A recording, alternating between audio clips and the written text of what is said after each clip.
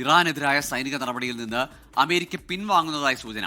ലക്ഷ്യം പൂർത്തീകരിച്ചുവെന്നും 2-3 ആഴ്ചയ്ക്കുള്ളിൽ അമേരിക്കൻ സൈന്യം പിൻവാങ്ങൽ ആരംഭിച്ചേക്കുമെന്നും president Donald Trump വ്യക്തമാക്കി. അതേസമയം വെടിനിർത്തൽ അംഗീകരിക്കില്ലെന്നും യുദ്ധം പൂർണ്ണമായും അവസാനിപ്പിക്കണമെന്നും ഇറാൻ വിദേശകാര്യമന്ത്രി അബ്ബാസ് അരാഗ്ചി പ്രതികരിച്ചു. അതിനിടെ പ്രമുഖ അമേരിക്കൻ ടെക് കമ്പനികൾക്കെതിരെ ഭീഷണിയുമായി ഇറാന്റെ റവല്യൂഷണറി ഗാർഡും രംഗത്തെത്തി. വിശദാംശങ്ങളുമായി അമേരിക്കയിലെ ന്യൂജേഴ്സിയിൽ നിന്ന് മധു കൊട്ടാരക്കരയും ജിദ്ദയിൽ നിന്ന് ജലീൽ കണ്ണമംഗലവും ചേരുകയാണ്. ആദ്യം മധു കൊട്ടാരക്കരയിലേക്കാണ്. Madhu, very good morning. 1987 Trump ABC ന്യൂസിലെ ബാർബറ വാൾട്ടേഴ്സിന് നൽകിയ ഒരു അഭിമുഖം വീണ്ടും ശ്രദ്ധേയമാവുകയാണ്. അപ്പൊ അന്ന് ട്രംപ് 41-കാരനായ ട്രംപ് അന്ന് അഭിമുഖം നടത്തിയ ബാർബറ വാൾട്ടേഴ്സിനോട് പറഞ്ഞത് അമേരിക്കയിലെ ഭരണകൂടം അത്ര ശക്തമല്ല, എന്തുകൊണ്ട് നമുക്ക് മിഡിൽ ഈസ്റ്റിൽ ഒരു വാർ നടത്തി ഇറാനിലെ ഓയിൽ ഗ്രാബ് എന്ന വാക്കാണ് അദ്ദേഹം ഉദ്ദേശിച്ചിരുന്നതെന്ന്, ഇറാനിലെ കുറച്ച് എണ്ണ എടുത്തുകൂടാ എന്ന്. അപ്പൊ 1987 പറഞ്ഞ അഭിമുഖവും ഇപ്പോൾ ഈ യുദ്ധത്തിൽ നിന്നുള്ള പിൻവാങ്ങലും ഒക്കെ നമ്മൾ കാണുമ്പോൾ എന്താണ് നമ്മൾ മനസ്സിലാക്കേണ്ടത്? അതിനുശേഷം 80കളുടെ അവസാനം തന്നെ ന്യൂയോർക്ക് ടൈംസിൽ ഫുൾ പേജ് പരസ്യവും കൊടുത്തുകൊണ്ട് തന്നെ ഡൊണാൾഡ് ട്രംപ് പറഞ്ഞിരുന്നു യുദ്ധങ്ങൾ അമേരിക്കയ്ക്ക് നല്ലതല്ല എന്ന്. അപ്പോൾ ഓരോ കാലഘട്ടങ്ങളിലും അതാത് സമയങ്ങളിൽ അതാത് സാഹചര്യങ്ങൾക്കനുസരിച്ച് കാര്യങ്ങൾ മാറി മറിയും. ഇപ്പോൾ നമുക്ക് വളരെ പ്രതീക്ഷ നൽകുന്നതും നമ്മൾ തുടർച്ചയായിട്ട് റിപ്പോർട്ട് ചെയ്തുകൊണ്ടിരുന്നതുമാണ് ഏറി വന്നാൽ 2 മാസത്തിനപ്പുറം ഈ യുദ്ധത്തിന് പോകാൻ പറ്റത്തില്ല. കാര്യം ഭരണഘടനാപരമായിട്ടുള്ള അനുവാദങ്ങൾ ഡൊണാൾഡ് ട്രംപിന് ആവശ്യമുണ്ട്. US കോൺഗ്രസിന്റെ അനുവാദമില്ലാതാണ് ഈ സൈനിക ഇടപെടൽ നടത്തിയത്. അതുകൊണ്ട് തന്നെ ഈ ഇറാൻ അമേരിക്ക യുദ്ധം ഉടൻ അവസാനിച്ചേക്കുമെന്നുള്ള ഒരു സൂചനകൾ ഇന്ന് അമേരിക്കൻ പ്രസിഡന്റ് ഡൊണാൾഡ് ട്രംപ് തന്നെ നൽകിയിരിക്കുകയാണ്.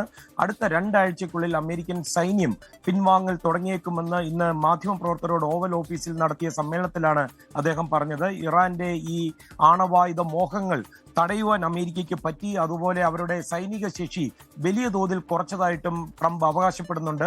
ഇറാനുമായിട്ട് ഒരു കരാർ ഉണ്ടാക്കാൻ താൻ ആഗ്രഹിക്കുന്നില്ലെന്നും അത് മാത്രമല്ല അവരെ ശിലായുഗത്തിലേക്ക് എത്തിക്കുവാനുള്ള കരുത്ത് അമേരിക്കയ്ക്ക് ഉണ്ടെന്നും ട്രംപ് പറയുകയുണ്ടായി. ഈ യുദ്ധം അവസാനിപ്പിക്കാനുള്ള സന്നദ്ധത ഡൊണാൾഡ് ട്രംപ് പ്രകടിപ്പിച്ചതോടെ ഓഹരി വിപണിയിൽ വൻ കുതിപ്പാണ് ഉണ്ടായത്. വാൾസ്ട്രീറ്റിൽ ഡൗ ജോൺസ് സൂചിക 1100 പോയിന്റിലധികം ഉയർന്നു. അതുപോലെ അസംസ്കൃത എണ്ണവില ബാരലിന് $100 താഴേക്ക് എത്തിയതും വിപണിയെ വലിയ രീതിയിൽ സ്വാധീനിച്ചിട്ടുണ്ട്.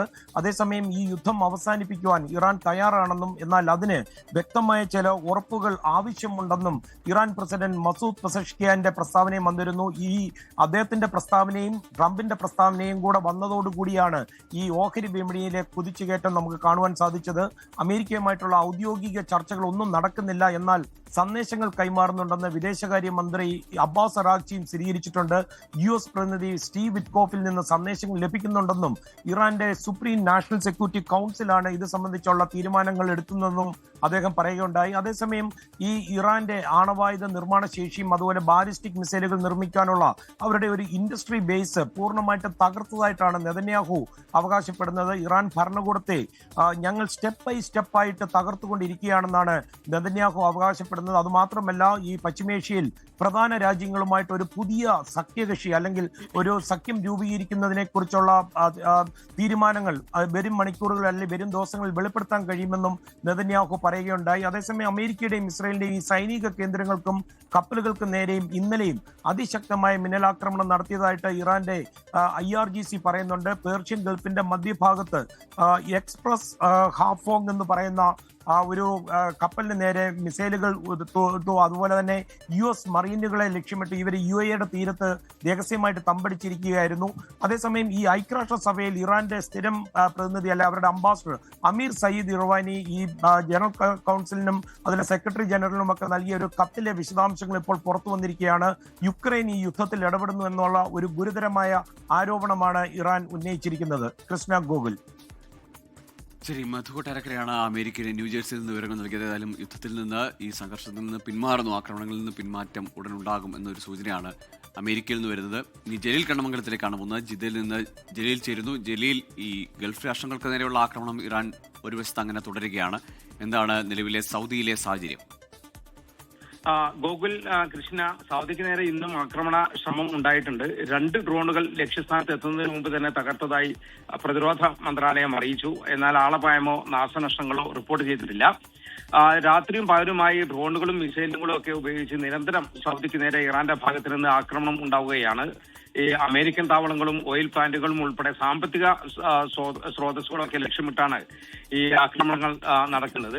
ഈ പ്രതിരോധ മന്ത്രാലയം പുറത്തുവിട്ട റിപ്പോർട്ട് പ്രകാരം ഇന്നലെ 12 ഡ്രോണുകളും 8 മിസൈലുകളും ഉപയോഗിച്ച് സൗദിക്ക് നേരെ ആക്രമണം ഉണ്ടായി. എല്ലാം പ്രതിരോധ സേന തകർത്തു. അൽഖർജിൽ മധ്യമേഖലയിലെ അൽഖർജിൽ തകർക്കപ്പെട്ട ഡ്രോണുകളുടെ അവശിഷ്ടങ്ങൾ പതിച്ച് 9 വീടുകൾക്ക് കേടുപാടുകൾ സംഭവിച്ചു.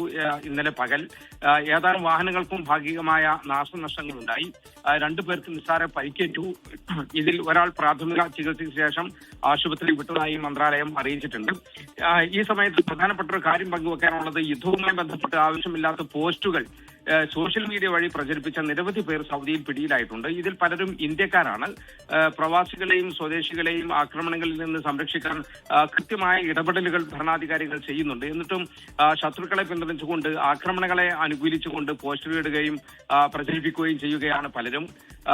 ഇത് ഗൗരവമേറിയ കുറ്റകൃത്യമാണ് എന്നാണ് മന്ത്രാലയം പറയുന്നത്. ശക്തമായ നിയമ നടപടി സ്വീകരിക്കുമെന്ന് ആഭ്യന്തര മന്ത്രാലയം മുന്നറിയിപ്പ് നൽകിയിട്ടുണ്ട്. മറ്റൊരു കാര്യം, ഈ മേഖലയിലെ യുദ്ധ സാഹചര്യത്തിൽ വിദേശ ഹജ്ജ് ഉംറ തീർത്ഥാടകരുടെ സുരക്ഷയ്ക്കായി ഈ സൗദി പ്രത്യേക കൺട്രോൾ റൂം സജ്ജമാക്കിയിട്ടുണ്ട്. സിവിൽ ഏവിയേഷൻ അതോറിറ്റിയുമായി ചേർന്നാണ് ഇതിന്റെ പ്രവർത്തനം.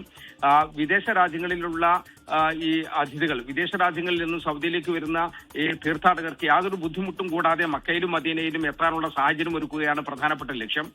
അതോടൊപ്പം സൗദിയിലെ യാത്ര, താമസം, ചികിത്സ തുടങ്ങിയ വിവിധ മേഖലകളിൽ ഉണ്ടാകാനിടയിലുള്ള ഈ വെല്ലുവിളികൾ ഈ കൺട്രോൾ റൂം നിരീക്ഷിക്കുകയും ചെയ്യും. തീർത്ഥാടകർക്ക് പരാതികളോ തടസ്സങ്ങളോ ഒക്കെ ഉണ്ടെങ്കിൽ അത് അടിയന്തരമായി പരിഹരിക്കാൻ പ്രത്യേക ഉദ്യോഗസ്ഥരെ നിയോഗിക്കുകയും ചെയ്തിട്ടുണ്ട്. ആധുനിക ഈ സാങ്കേതിക സംവിധാനങ്ങൾ ഉപയോഗിച്ച് തീർത്ഥാടകരുടെ നീക്കങ്ങളും സുരക്ഷാ ക്രമീകരണങ്ങളും ഒക്കെ തത്സമയം ഈ കൺട്രോൾ റൂം വിലയിരുത്തും. ഹജ്ജ് തീർത്ഥാടനം തുടങ്ങുകയാണ്. 2 ആഴ്ച കഴിഞ്ഞാൽ തീർത്ഥാടകർ, ഇന്ത്യയിൽ നിന്നുള്ള ഉൾപ്പെടെയുള്ള തീർത്ഥാടകർ 2 ആഴ്ച കഴിഞ്ഞാൽ സൗദിയിൽ എത്തി തുടങ്ങും. തീർത്ഥാടകരെ സ്വീകരിക്കാൻ എല്ലാ ഒരുക്കങ്ങളും സൗദി ഹജ്ജ് ഉംറ മന്ത്രാലയം പൂർത്തിയാക്കിയിട്ടുണ്ട്. അപ്പോഴേക്കും യുദ്ധം അവസാനിക്കും എന്ന ഒരു പ്രതീക്ഷയിലാണ് എല്ലാവരും ഉള്ളത്. യുദ്ധം തുടരുകയാണെങ്കിൽ അത് പല വിദേശ തീർത്ഥാടകരുടെയും യാത്രയെ പ്രത്യേകിച്ച് ബാധിക്കും എന്നതിൽ യാതൊരു സംശയമില്ല.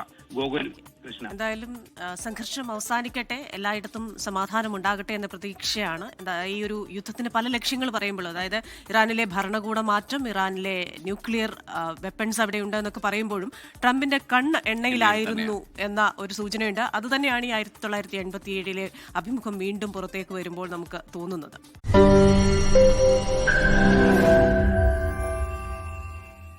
ലോകത്തെവിടെയായാലും ഏത് സമയത്തും 24 വാർത്തകളും ഓഗ്മെന്റഡ് റിയാലിറ്റി പാക്കേജുകളും എക്സ്പ്ലെയിനറുകളും വിശദമായി കാണാൻ ഞങ്ങളുടെ യൂട്യൂബ് ചാനൽ നിങ്ങൾക്ക് സബ്സ്ക്രൈബ് ചെയ്യാം.